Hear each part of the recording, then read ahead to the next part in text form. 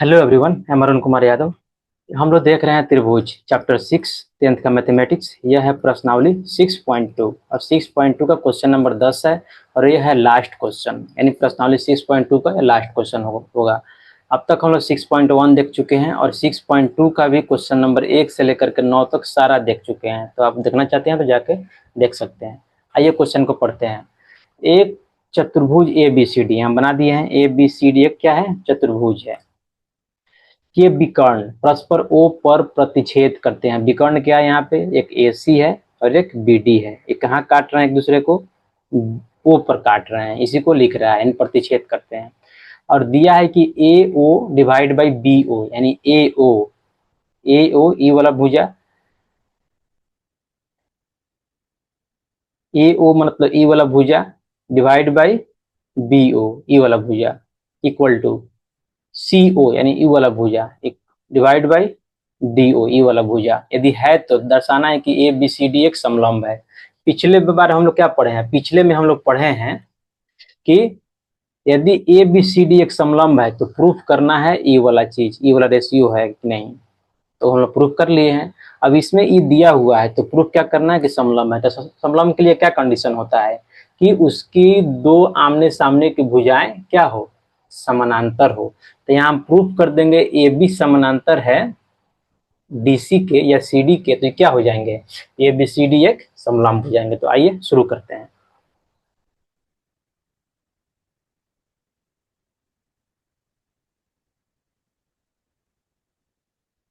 हल डायरेक्ट यहाँ पे क्या लिखते हैं हम? दिया है या यहाँ, जो आपको अच्छा लगे। क्या है? ABCD चतुर्भुज। इस सिंबल ऐसे यदि स्क्वायर जैसे तो लिख देते हैं तो क्या होता है? सिंबल हो जाता है। चतुर्भुज का ऐसे ऐसे ट्रायंगल का होता है, ऐसे ही चतुर्भुज का सिंबल होता है। तो चतुर्भुज ABCD के विकर्ण कहाँ लिखते हैं?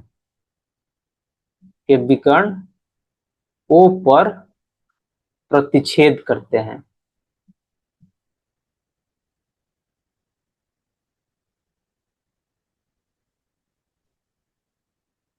तथा क्या दिया है? और जो दिया है उसको हमको लिखना है। दिया है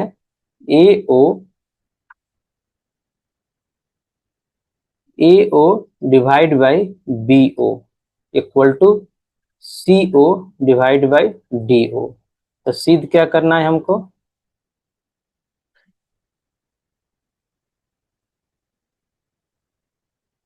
सिद्ध करना है कि ABCD यानी चतुर्भुज ABCD एक समलंब है। तो समलंब के लिए क्या कंडीशन होता है? कोई दो भुजाएं जैसे बताएं AB और CD पैरेलल हो गए तो क्या हो जाएंगे? समलंब हो जाएंगे। तो हमको प्रूफ क्या करना है? AB parallel CD। अब AO divide by BO equal to CO divide by DO। इसको क्या लिख सकते हैं? AO बाई CO लिख सकते हैं, यानी CO आ जाएगा इस साइड AO बाई CO। अब BO चल जाएगा उस साइड तो BO बाई DO। इसको इक्वेशन 1 मान लीजिए। अब इस पिक्चर को लेते हैं और चलते हैं नेक्स्ट पेज में।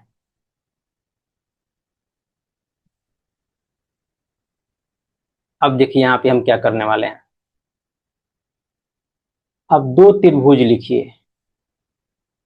त्रिभुज AOB लिखिए। अब त्रिभुज AOB तथा त्रिभुज COD में, यानी कौन सा त्रिभुज हो गया ये? AOB मतलब ई वाला त्रिभुज, COD मतलब ई वाला त्रिभुज। दोनों त्रिभुज में क्या लिखेंगे? लिखेंगे विपरीत कोण। देखिए यहाँ पे बराबर है। कौन सा विपरीत कोण? AOB यानी ई वाला कोण बराबर है किसके? COD यानी ई वाला कोण के, यानी विपरीत कोण है। तो क्या लिखेंगे यहाँ पे? Angle AOB equal to angle COD। क्यों? क्योंकि ये विपरीत कोण है। अब विपरीत कोण क्या होता है? हमेशा बराबर होते हैं। ये तो हम लेक्चर 1 इन कंसेप्ट में देख चुके हैं। अब देखिए ओ ए डिवाइड बाई, थोड़ी देख लेते हैं पीछे कैसे लिखे हैं। ए ओ है, आइए ये ओ ही लिखते हैं।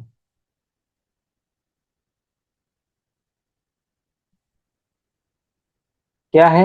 ए ओ, यानी ई वाला भुजा ए ओ, त्रिभुज ए ओ बी का ए ओ भुजा divide by C O, divide by C O equal to क्या है? ओ बी, ई वाला भुजा, यानी बी ओ लिखा हुआ है, B O divide by D O. अब कहाँ से लाए हैं हम? समीकरण 1 जाकर देखिए, समीकरण 1 में ऐसा ही लिखा हुआ है, समीकरण 1 से, जो कि दिया हुआ है ऑलरेडी। जस्ट इसको मैं थोड़ा सा कन्वर्ट कर लिया, A O by C equal to B O by D O, यही तो हम लिखे हैं, A O by C equal to B O by D O, समीकरण 1 से। अब ध्यान दीजिए यहाँ पे थोड़ा सा, देखिए ए ओ एक ई भुजा हो गया,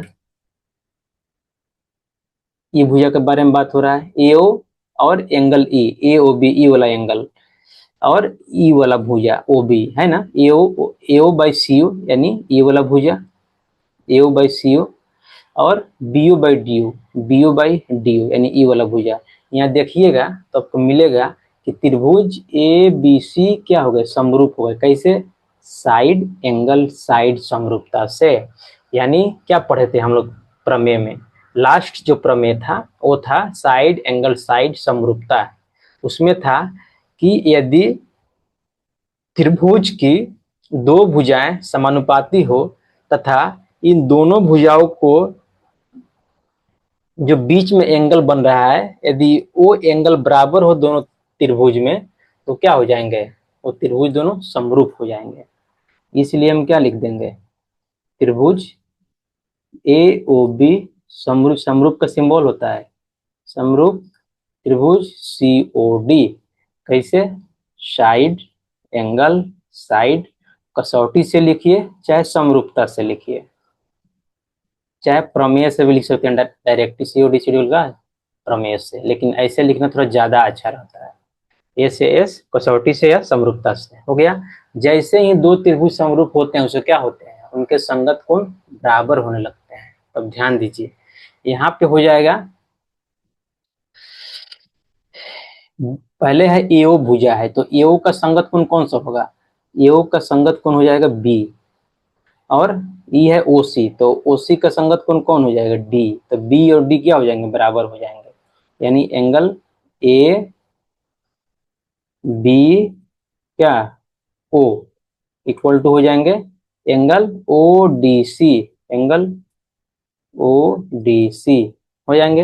एक ही से हमको मतलब है, एक ही एंगल बराबर नहीं, ऐसे एंगल तो तीनों बराबर होगा, एक तो विपरीत कोण ही है, तो दूसरा क्या हो जाएगा? दूसरा ई वाला हो जाएगा, ए और सी बराबर हो जाएगा, लेकिन एक से मतलब है।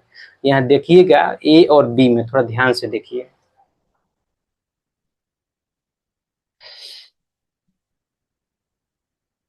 अलग यहाँ थोड़ा ड्रॉ कर देते हैं ए और बी को। मानिए ए है,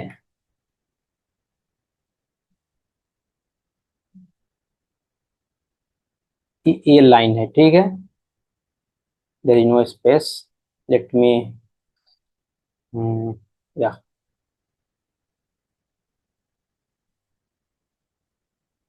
कंट्रोल जेड, या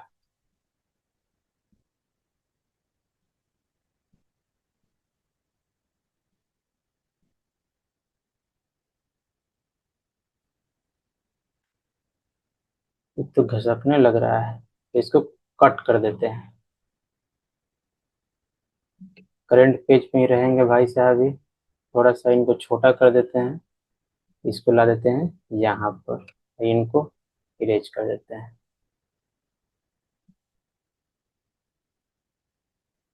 अब देखिए क्या करते हैं, ए बी को यहाँ पे ड्रॉ करते हैं, इसको मान लेते हैं ए बी हो गया, ये हो गया बी सी हो गया। अब ध्यान दीजिएगा तो यहाँ क्या है? एक तिर्यक रेखा काट रहा है, तो इसी को हमको क्या कर देना है? लिख देना है। ये ए है, ये बी है, ये सी है, और डी है, और ई वाला एंगल, ई वाला एंगल क्या है? बराबर है, यहाँ दिया हुआ है, देख लीजिए। तो इसको इक्वेशन 2 मान लेते हैं इसको। अब क्या लिखते हैं, ए बी तथा सी डी को ए सी एक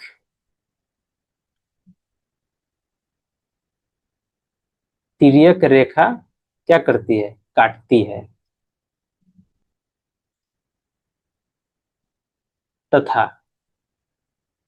इनके संगत कोण विपरीत अंतःकोण बराबर है। या डायरेक्ट अंतःकोण भी लिख सकते हैं, कोई दिक्कत नहीं है। विपरीत अंतःकोण क्या है, बराबर है। जैसे ही विपरीत अंतःकोण बराबर हुए, यानी चूंकि क्या लिख देंगे, विपरीत अंतःकोण A B O equal to O D C, कहां से, समीकरण 3 से। समीकरण 3, सॉरी समीकरण 2 है, समीकरण 2 से। समीकरण 2 से,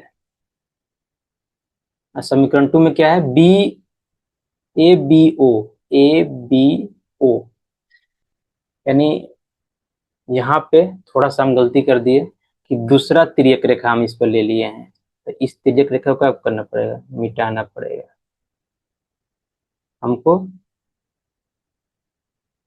एसी नहीं, कौन चाहिए, बीडी तिर्यक रेखा चाहिए।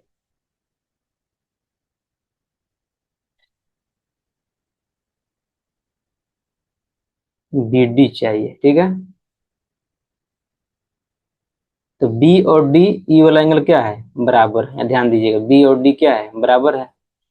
तो A B D, A B O, यानी ए बी यहाँ पे ओ है, तो यहाँ दोनों तो लाइन सेम ही है, तो ए बी डी लिखिए चाहे ए बी ओ लिखिए, बात बराबर है। A B O equal to क्या है, ओ डी सी, यानी ओ डी सी, ई वाला एंगल बराबर है, तो इसका मतलब क्या हो गया, इसलिए हम क्या लिख सकते हैं, इसलिए क्या हो गया, ए बी पैरेलल हो जाएगा डी सी के, क्योंकि इनके संगत कोण बराबर हैं।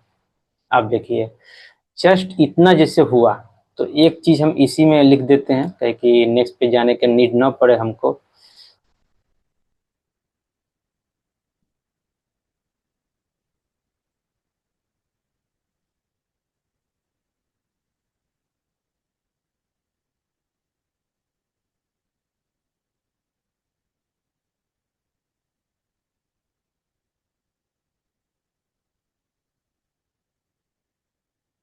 तो इनको यहाँ पे ला देते हैं और एक लाइन ड्रॉ कर देते हैं बीच से। आइए, जैसे ही इतना हुआ तो हम क्या लिख सकते हैं,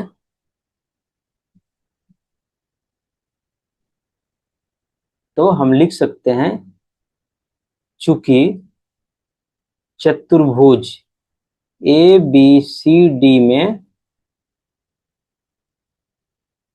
भुजा ए बी तथा बी सी क्या है, समांतर है या समानांतर है या पैरेलल है, समांतर हैं, इसलिए हम क्या लिख सकते हैं, इसलिए चतुर्भुज ए बी सी डी एक समलंब है, और यही तो हमको प्रूफ करना है, ए बी सी डी क्या हो गया, एक समलंब है।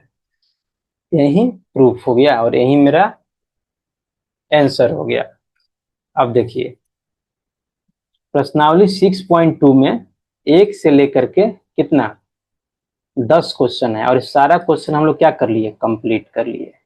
इसी के साथ प्रश्नावली 6.2 समाप्त होता है। अब तक हम लोग कवर कर चुके हैं प्रश्नावली 6.1 एंड 6.2 दोनों कवर हो गया, और प्रश्नावली 6.1 और 6.3 हम लोग शुरू करेंगे। इन सारा का जो कंसेप्ट है हम लोग कहाँ डिस्कस किए हैं, लेक्चर 1 एंड लेक्चर 2 में। इसमें ज्यामिति को एकदम बेसिक से बताया गया है, पूरा 2 घंटे का लेक्चर है, मतलब पूरा बेसिक बताया गया है। 9th क्लास का भी इसमें बताया गया है एंड 10th क्लास का जितना भी प्रमेय है सबको डिटेल में प्रूफ करके बताया गया है, क्योंकि प्रमेय से डायरेक्ट क्वेश्चन आते हैं।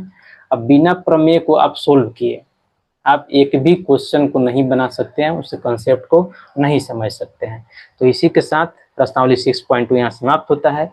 नेक्स्ट में हम लोग शुरू करेंगे प्रश्नावली 6.2। यदि आपको वीडियो अच्छा लगा हो तो please like share and subscribe the channel. Thank you.